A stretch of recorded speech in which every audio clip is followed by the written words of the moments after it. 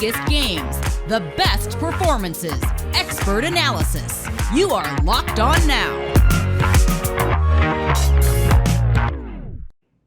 What's up, everybody? You are listening to Locked On Now, local experts on the biggest stories throughout the NBA. I'm your host, Daniella Bruce, and thank you for making Locked On Now your first listen every weekday. On today's show, our Locked On NBA hosts are here to give you everything you need to know from last night in the association. Let's start with our biggest game. The biggest game. The Nets defeated the Pistons with a lot of help from James Harden, something Nets fans were really happy to see. Here's Locked On Nets and Locked On Pistons with more on that matchup. What's up, everybody? Doug Norrie, Locked On Nets here following a 117-91 victory for the Brooklyn Nets over the Detroit Pistons.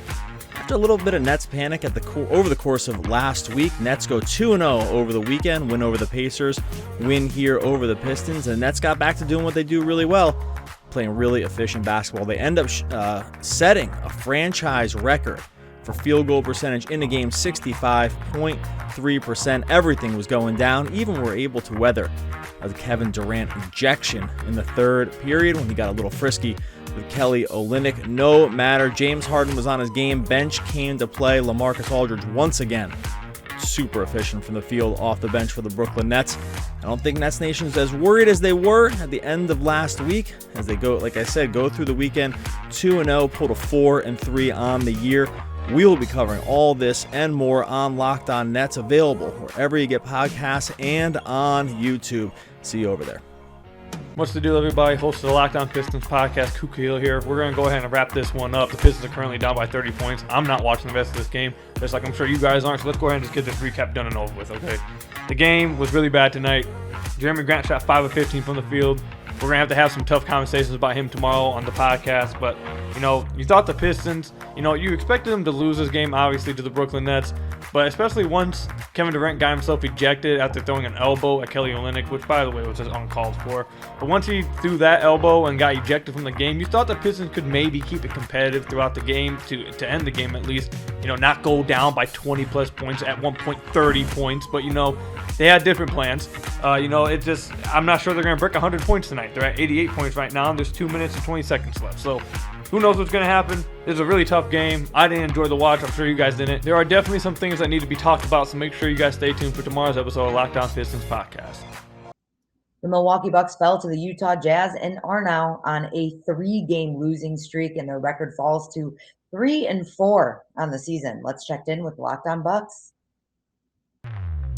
What's up, everyone? Kane Pittman here from Locked On Bucks. As Milwaukee have now lost 3 games in a row. They go down to the Jazz 107-95. That's following up from the game yesterday where they lost to the San Antonio Spurs. And honestly, I thought the Bucks played pretty well tonight. They hustled, and that's what they had to do. They had to try and outwork the Utah Jazz, who were basically at full strength, as if the Bucks didn't have enough injuries already. They lost Chris Middleton in the pregame to a illness, and then during the game, Rodney Hood went out with a right hand contusion as well. So it just goes from bad to worse, and Giannis looked hobbled at times through this game. So honestly, for Milwaukee right now, and what we're going to be talking about on Locked On Bucks is how should the Bucks manage this? They're just trying to keep their head above water here, bank as many wins as they possibly can in the early part of the season, and hopefully get healthy as the regular season moves on. But it's a challenge. Some of the lineups they're playing right now are unbelievable. You could never imagine that these were the types of guys that they'd have out on the floor. So Frank's going to join me. We're going to break down the back-to-back over the weekend and just say, what do the Bucks do? What should they do from here?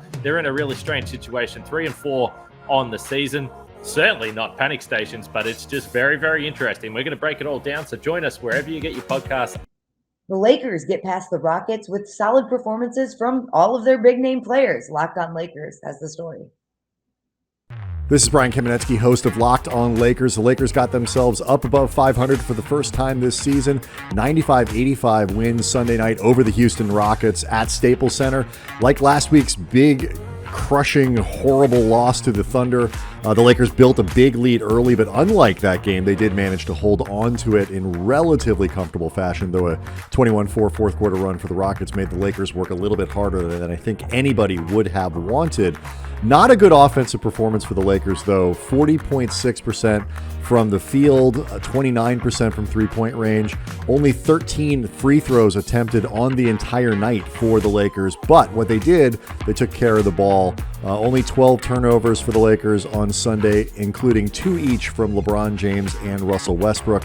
Both of whom have been giving the ball away way too much of late. LeBron calling himself out for that. So the Lakers end up on the right side of this one. They are on the right side now of the win-loss column. And much more to come on this game on Monday's Locked On Lakers. And that's a wrap for us. Thank you so much for making Locked On Now your first listen every day. For more on the association and your team, make sure your second listens are Locked On NBA and your team's local Locked On podcast. I'm Daniella Bruce, and this has been Locked On Now. We'll see you soon.